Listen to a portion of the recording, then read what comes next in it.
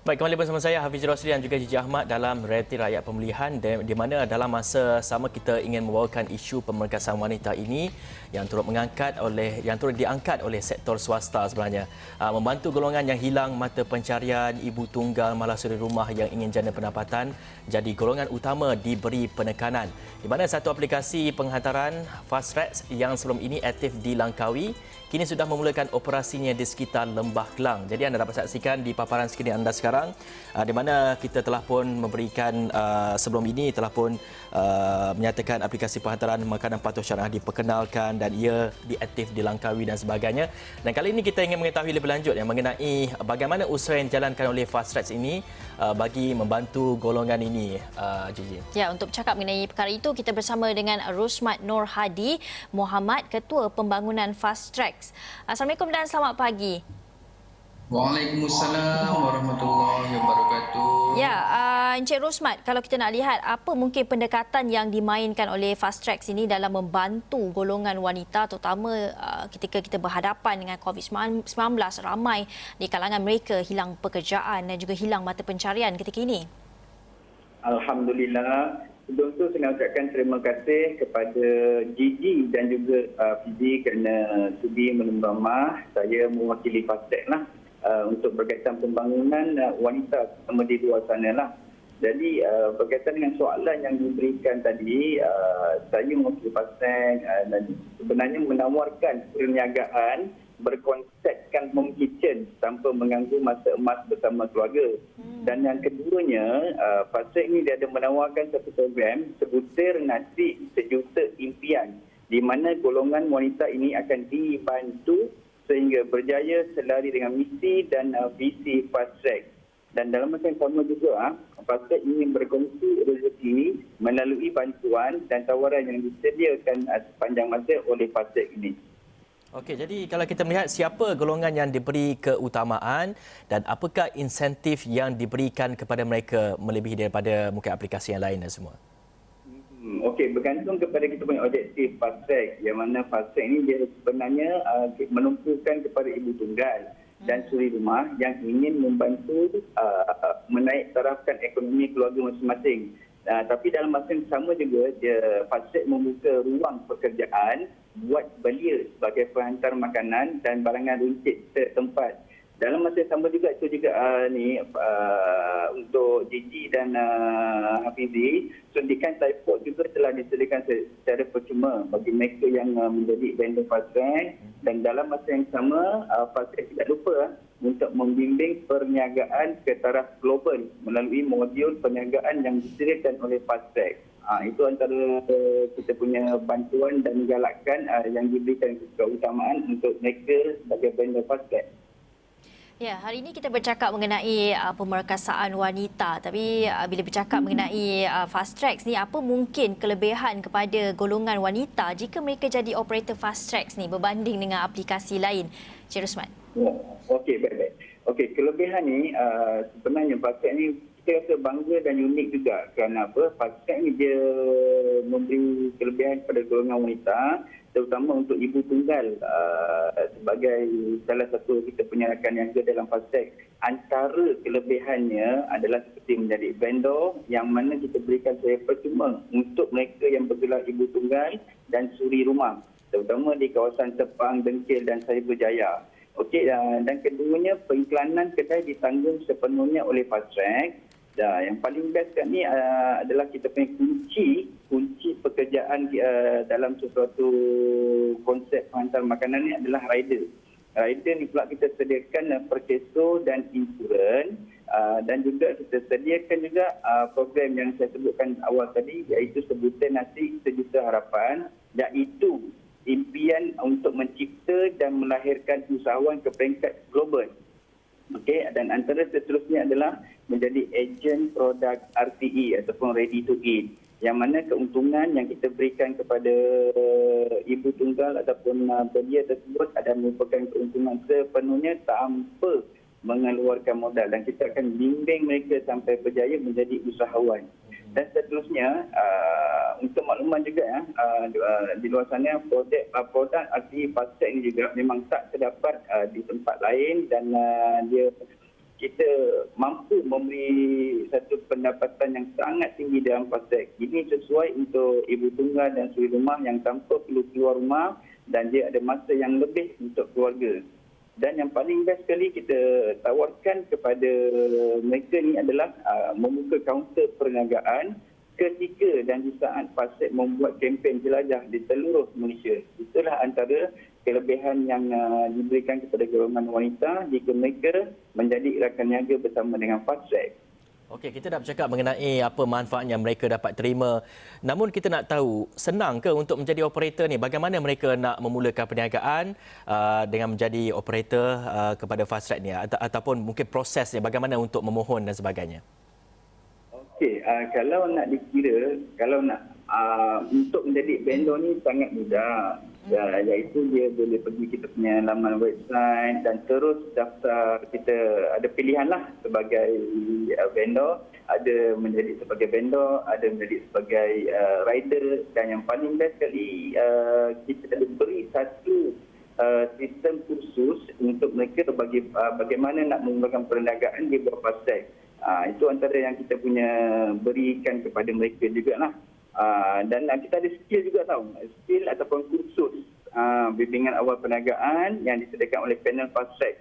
Okey, dan seterusnya vendor dan rider harus melalui kursus yang disediakan oleh panel lancakan FASTag untuk pakatan patuh syariah. Dan kita bekerjasama rapat juga dengan satu masjid di Cyberjaya, iaitu diuruskan sepenuhnya oleh bekas imam Masjid Cyber 10 kita, iaitu Ustaz Syahimim sendiri lah yang menyediakan konsep patuh syariah tersebut.